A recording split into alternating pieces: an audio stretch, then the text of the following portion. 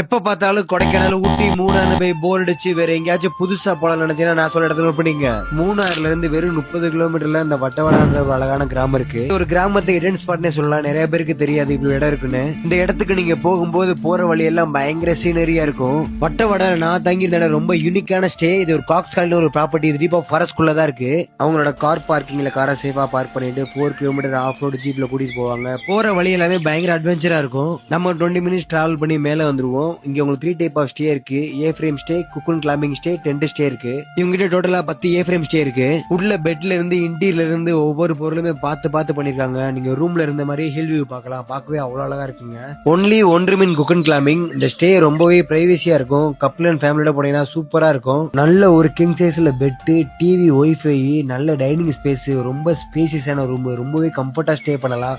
ரொம்ப பிரைவசியா இருக்கும் இந்த ரூம். எஸ்பெஷலி கப்பலா போனீங்கன்னா ஒரு பிரைவேட்டா இருக்கிறதுக்கு ஒரு சூப்பரான